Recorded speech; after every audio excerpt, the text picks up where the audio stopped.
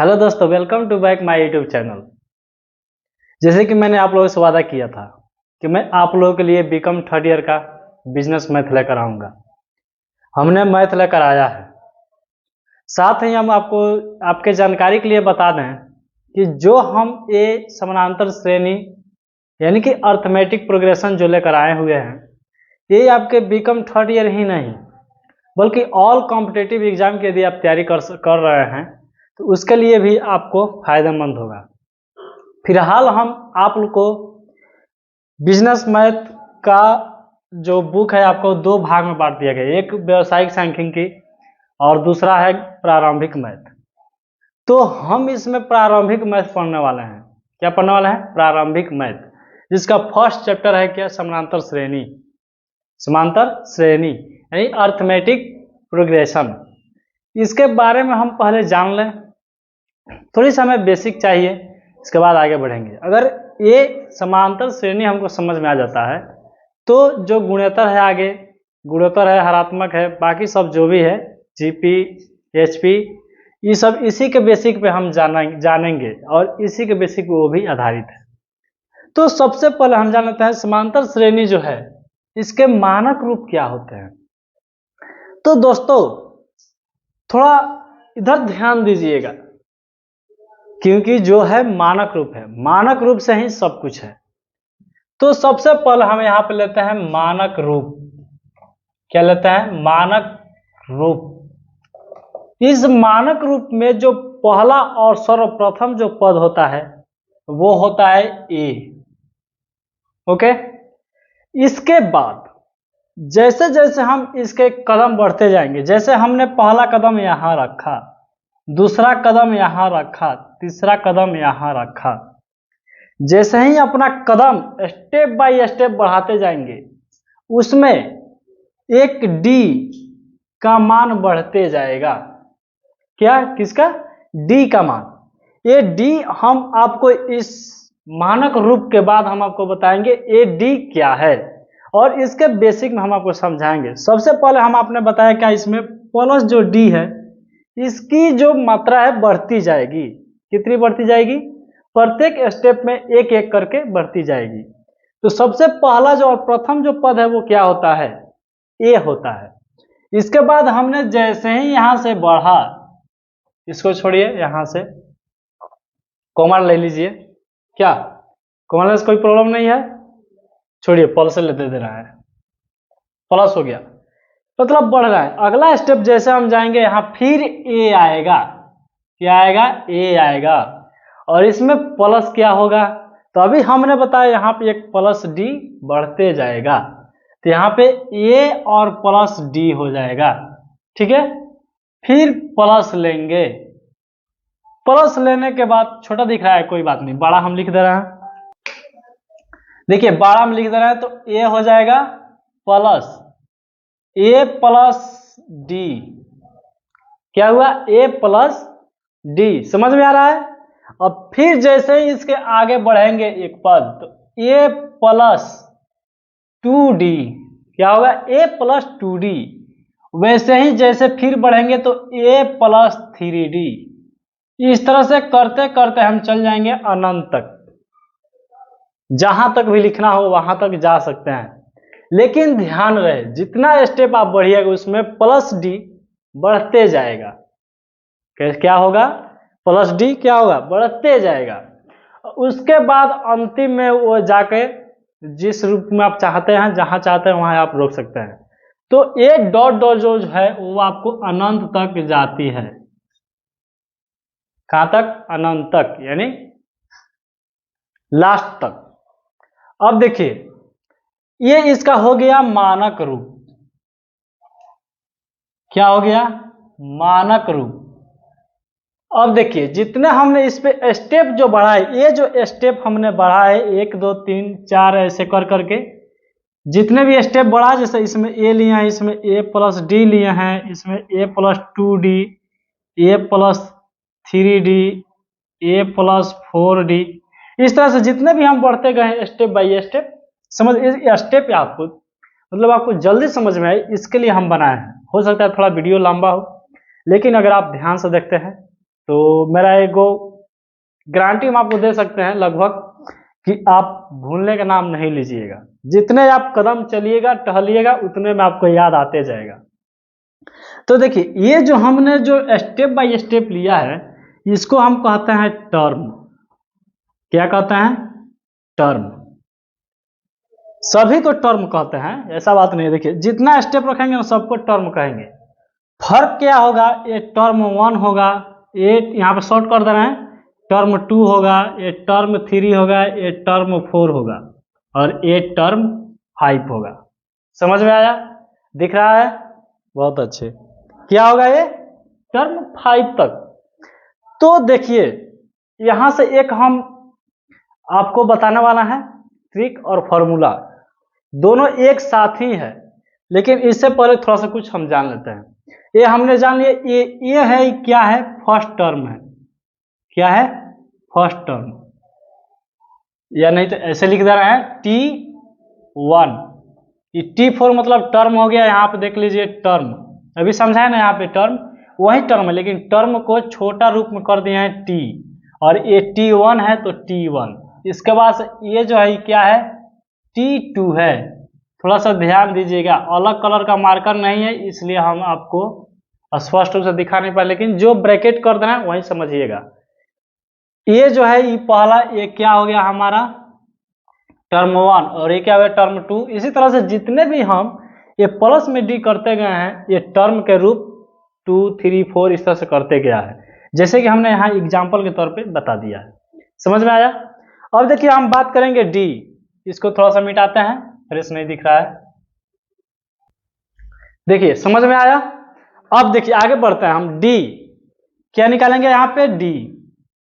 तो डी जो इसमें होता है, इन दोनों के बीच जो डी आया है एक कॉमन के रूप में एक एक बढ़ते गया है। कैसे बढ़ते गया है?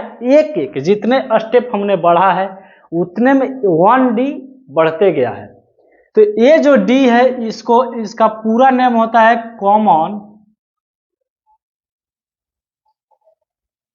Common different. क्या होता है? कॉमन डिफरेंट, जिसको हम किससे सूचित करते हैं? D से सूचित करते हैं। ये जो कॉमन डिफरेंट है इसके बारे में हम इसको जानने के लिए हमें कुछ अंदर जाने पड़ेंगे। ठीक है? क्या जाना पड़ेंगे? अंदर जाने पड़ेंगे। तो अंदर जाने से पहले यहाँ पे एक समझ लीजिए, यहाँ पे ये जो अनंत तक हमने लिखा है ना, यहाँ पे एक अंतिम पद तो जरूर आएगा। अंतिम पद आएगा ना, तो यहाँ पे हम इसके जगह n भी लिख सकते हैं। और जितना टर्म है, जैसे कि यहाँ हमने टर्म 1 लिखा है, तो टर्म देखिए टर्म 1 में क्या है? ये है। टर्म 2 में क्या है? ए प्लस डी है, यानी एक प्लस हुआ है। टर्म 2 है लेकिन यहाँ पे टर्म डी कितना बढ़ा हुआ है? एक बढ़ा हुआ है। तो हम इससे स्पष्ट समझ सकते हैं कि यदि हम टर्म 20 तक या टर्म 25 तक या टर्म 28 तक, कितना तक जा रहे हैं आगे, समझ लीजिए आगे कहीं भी हम जाएं, लेकिन इसमें जो ए प्लस होगा और डी के जो मात्रा होगा वो एक कम होगा। एक कम होगा कि नहीं? समझिए, ध्यान से दीजिएगा। यहाँ पे एक बार और सुन लीजिए। ये जब हमने T1 लिया तो ए है, T2 लिया तो ए प्लस डी है, कितना डी बढ़ा है? 1D बढ़ा है। T प्लस 3 लिया है तो कितना? 2D बढ़ा है। बढ़ा है ना? ऐसे ऐसे नहीं मजा रहा है। तो देखिए यहाँ से बड़ा बड़ा स्टेप बना रहे हैं। देखिए स्टेप ए एक हो गया, इसको स्टेप 1 हो गया, ये स्टेप 2 हो गया, ए स्टेप 3 हो गया, ए स्टेप 4 हो गया। हमने इसमें क्या लिया है? ए लिया है, और यहाँ पे प्लस है, और यहाँ पे ए प्लस डी लिया है, यानी कि यहाँ प्लस कितना हुआ? 1D प्लस हुआ है। इसके बाद से यहाँ पे क्या है? प्लस है, यहाँ पे ए प्लस 2D हुआ है, यानी कि प्लस 2D बढ़ा हुआ है, 2 डी बढ़ा है। यहाँ ए प्लस 3D है, यानी कि प्लस 3D बढ़ा हुआ है। समझ में आया? यही है, लेकिन इसको अलग अलग यहाँ पे प्लस में हमने दिया है और यहाँ पे इसी को प्लस में हमने स्टेप बाय स्टेप कर दिया है। समझ में आ रहा है? देखिए यहाँ पे D1 बढ़ा, 2 बढ़ा है, 3 बढ़ा है, लेकिन यहाँ पे टर्म जो है वो टर्म 1 है, टर्म 2 है टर्म 3 है और टर्म 4 है ना। इन टर्म में देखिए टर्म 2 में कितना डी बड़ा है, 1 डी बड़ा है, यानी टर्म 2 है तो 2 होना चाहिए लेकिन 1 डी है, यानी कि इससे 1 कम है। टर्म 3 है तो इसमें 2 ही डी है, यानी 1 डी कम है। तो इस तरह से अगर टर्म 20 आप लेते हैं, 20 लेते हैं, तो 1 डी उसमें से क्या होगा, कम होगा। तो यहाँ पे क्या हो जाएगा, 19 डी हो जाएगा, 19 डी होगा ना। यहाँ पे 25 डी है तो a प्लस 24 डी हो जाएगा ना। यहाँ पे 28 है तो a प्लस 27 डी हो जाएगा ना, 27 डी। समझ में आ रहा है, यही था, यहाँ तक तो आप समझ गए।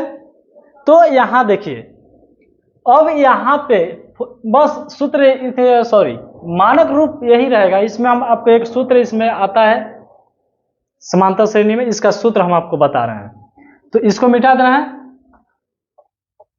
अब देखिए ये मान लीजिए अगर क्वेश्चन में आपको कह देता है कि हमें टर्म कितना निकालना है, 20 निकालना है, तो यहाँ पे टर्म निकालने के यहाँ पे एक यन माना जाता है, यन अंतिम पद। यन जो होता है ये किसको दर्शाता है, अंतिम पद को दर्शाता है। किसको, अंतिम पद को, किसको दर्शाता है, अंतिम पद को दर्शाता है। तो अंतिम पद को दर्शाने के लिए यन को ले लिया जाता है, मान लिया जाता है। तो दोस्तों अब आते हैं हम फॉर्मूला पे। तो जब हम फॉर्मूला पाएंगे, डिफरेंट आप समझ गए, कॉमन डिफरेंट, इसको बारे में थोड़ा सा चर्चा करेंगे, लेकिन पहले इसको बता दें। इसमें डी आप समझ जा रहे हैं, कॉमन डिफरेंट, तो बहुत मजा आएगा। तो देखिए और फॉर्मूला हम क्या इसका लेंगे,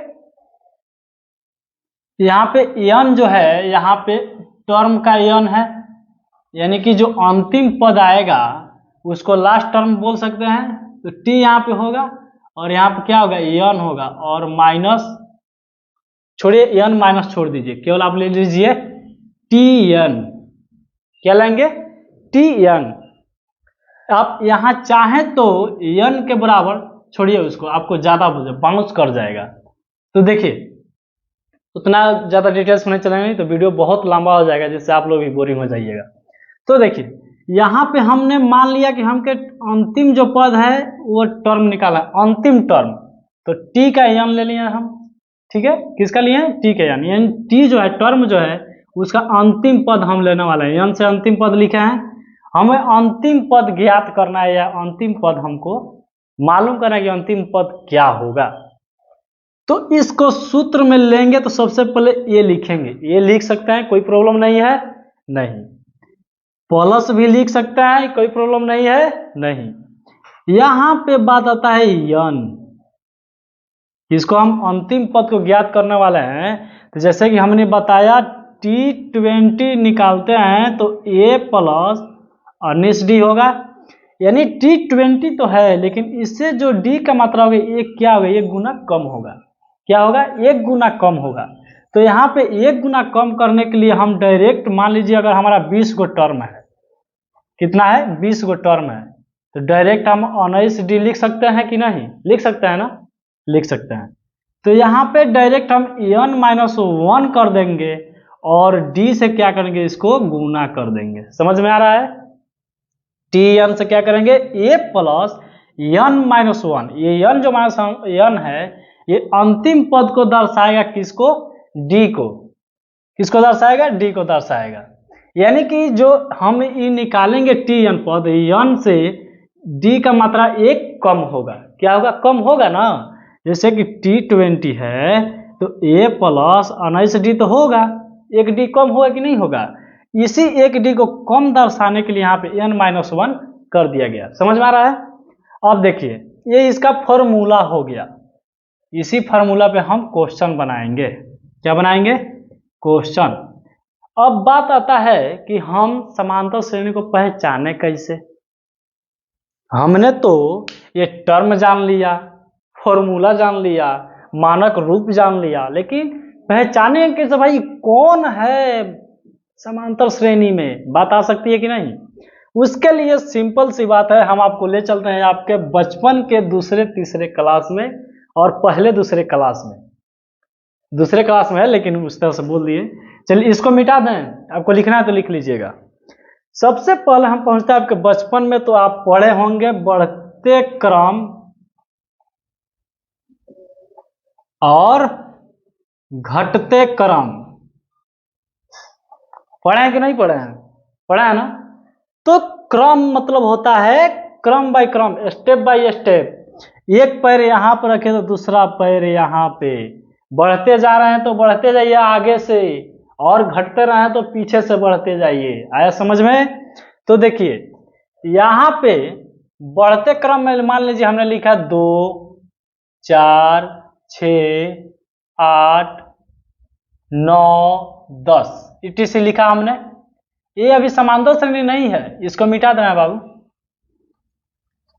ये अभी समांतर श्रेणी नहीं है, इसमें हम आपको बताने वाले समांतर श्रेणी कैसे पहचानना है। इसके बाद से यहाँ पे ले लिया हमने 10 9 8 7 6 5, या यहाँ पे 2 ले लिया हमने। ठीक है, समझ में आ रहा है घटते बढ़ते क्रम क्या है? अब देखिए इसको मिटा देना है, लिख लिए होंगे आप लोग। अब देखिए ये तो हो गया हमारा घटते बढ़ते क्रम। आप सोच रहे होंगे भाई समांतर श्रेणी में घटते बढ़ते क्रम की क्या जरूरत है, लेकिन है, यही से आपको हम समांतर श्रेणी बताएंगे। तो समांतर श्रेणी में क्या होता है? समांतर श्रेणी में कि ये तो अंक है, तो यहाँ पे 2 4 6 8 9 10 इस तरह से यहाँ पे 20 भी आ सकता है, 40 भी आ सकता है, ये बढ़ते क्रम हो गया। यहाँ पे 1 भी हो सकता है, -5 भी हो सकता है, -10 भी हो सकता है, कुछ भी हो सकता है कि नहीं हो सकता है। लेकिन हमें एक तो क्रम तो लेना ही है, लेकिन इसमें घटते और बढ़ते क्रम नहीं लेना है। हमें क्या लेना है? सिर्फ क्रम लेना है। और इस क्रम के माध्यम से हमें ये भी नहीं लेना है चाहे वो घटते क्रम में दे या फिर बढ़ते क्रम में दे, लेकिन हमारे पास ऐसी संख्या होनी चाहिए जिसका जो कॉमन डिफरेंट है, कॉमन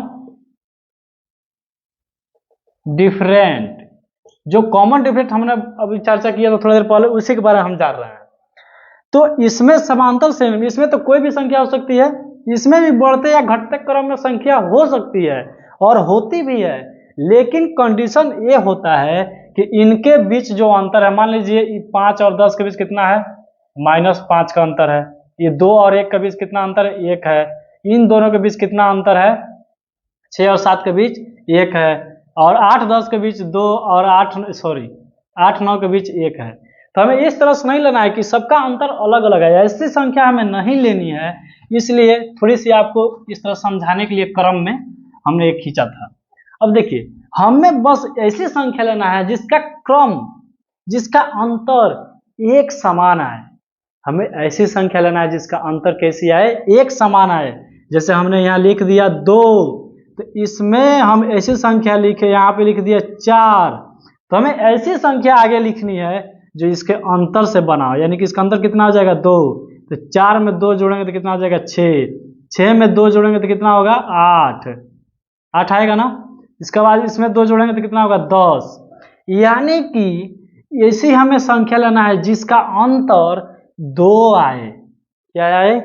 2 आए, या इसके 2 के जगह पे कुछ भी अंतर आए, लेकिन सभी संख्याओं में एक समान आए। क्या आए? एक समान आए।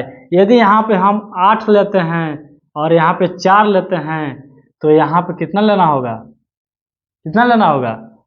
0 भी हो सकता है कि नहीं? तो ऐसे नहीं, देखिए यहाँ से इस तरह से तो हमने बढ़ते क्रम में लिखा था तो इसका अंतर 2 आया था। मान लीजिए हमने यहाँ लिखा 10 लिख दिए, फिर यहाँ लिखा 7, तो इसका अंतर जो हुआ हमारा, कितना अंतर हुआ? तो 7 और 10 का अंतर कितना हुआ? 3 हुआ। फिर इसमें अंतर लेंगे तो 4, इसका अंतर कितना हुआ? 7 और 4 का अंतर कितना हुआ? 3 हुआ ना। इसके बाद यहाँ पर हमने ले लिया 1, 3, दोनों के बीच का अंतर कितना हुआ? 3 हुआ।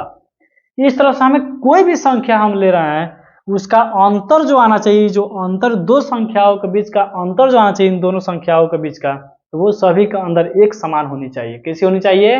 एक समान होनी चाहिए। समझ में आया? अब देखिए ये जो समान जो अंतर हैं जो अंतर आ रहे हैं वही इसमें क्या है, कॉमन डिफरेंट है। क्या है, कॉमन डिफरेंट है। एग्जाम्पल के तौर पे हम आपको एक क्वेश्चन बताते हैं। मान लीजिए कह रहा है समानांतर श्रेणी, समांतर श्रेणी, ठीक है, समांतर श्रेणी के 2 4 6 8 सॉरी 3 6 5 ले लीजिए, 3 5 7 8 सॉरी 10 3 5 9 ले लीजिए। डॉट डॉट का कितना 20वां पद ज्ञात कीजिए। क्या, 20वां पद ज्ञात कीजिए। तो हमने अभी बताया था कि ये जो है ये क्या है, Tn है, यानी कि टर्म का अंतिम पद है, उसको हमको ज्ञात करना है। तो यहाँ पे a plus n minus 1 into क्या करेंगे, d करेंगे। और d निकालने का फॉर्मूला हम आपको बता रहे हैं। ये जो टर्म है यहाँ से होता है टर्म 2 माइनस टर्म 1, या फिर अधिक टर्म है तो टर्म 4 माइनस टर्म 3, या फिर टर्म 3 माइनस टर्म 2। मतलब ऐसी इसमें से दो कोई टर्म लेना है, दो पद लेना है जिसका अंतर जो भी आए वो क्या होगा, डी होगा। लेकिन हमें ये भी चेक करना है कि कोई भी दो पद लीजिए और सभी का अंतर, सभी के दो पदों के बीच का अंतर यदि डी समान आता है सभी का, तो वो समांतर श्रेणी में। यदि अंतर डिफरेंट आता है तो समांतर श्रेणी में नहीं है। तो यदि आप उस समानांतर श्रेणी में है तो आप किसी का भी लीजिएगा तो क्या आएगा, अंतर समान आएंगे, डी बराबर। जैसे मान लीजिए T2 कितना है, 5 है, और माइनस T1 कितना है, 3 है, तो कितना हमारा आएगा, 2 आएगा, क्या, डिफरेंट, यानी कि डी आएगा, कॉमन डिफरेंट। ठीक है। और देखिए T4 है माइनस T3, हमने 4 पद लिया है, 1 2 3 4 पद लिया है, तो 4 में कितना है, 9 है, माइनस 7 है, इक्वल टू लेंगे तो कितना होगा, 2 होगा। समान आ रहा है T3 माइनस T2, तो T3 पद क्या है, 7 है, माइनस T2 क्या है, 5 है, इक्वल टू कितना, 2। समझ में आ रहा है। तो यानी कि हमारा कॉमन डिफरेंट जो है कितना है, 2 है। तो यहाँ पे हम लिख सकते हैं कॉमन डिफरेंट इक्वल टू 2। इसका ट्रिक लिख लीजिए, टर्म 2 माइनस टर्म 1, या फिर a plus D minus A, D equal to इतना भी लिख सकते हैं, जैसे मानक रूप के आधार पे। देखिए हम चलते हैं फार्मूला पे। तो यहाँ पे a बराबर कितना हमारा है, 3 है, और d हमारा निकल गया है। हमें क्या निकालना है, 20वां पद निकालना है। तो 20वां पद हम क्या निकालेंगे, यहाँ पे T20 लिखेंगे, एक जगह 3 रखेंगे, प्लस n के जगह कितना है, 20 दे दिया, 20 माइनस 1 करेंगे, d की जगह कितना है, 2 है। अब करेंगे 3 प्लस वही 20 में से 1 घटाएंगे तो क्या होगा, 19 होगा, और गुणने 2 है। तो फिर 3 प्लस 19 दूना कितना होता है, 38, और 38 और 3 जोड़ेंगे तो कितना होगा, 41। यानी कि 20वां पद हमारा जो होगा वो क्या होगा, 41 होगा। समझ में आया। तो आज के लिए इतना ही रहेगा, और अगले वीडियो में हम आपको अलग अलग कुछ टाइप, 2-3 टाइप है इस चैप्टर में, तो अगले वीडियो में आपको दोनों और तीन टाइप है, तीनों टाइप हम आपको समाप्त कर देंगे। अभी के लिए इतना ही, चलिए मिलते हैं अगले वीडियो में, और वीडियो को शेयर कीजिए, सब्सक्राइब भी कराइए। ठीक है, चलिए मिलते हैं अगले वीडियो में, अभी के लिए बाय।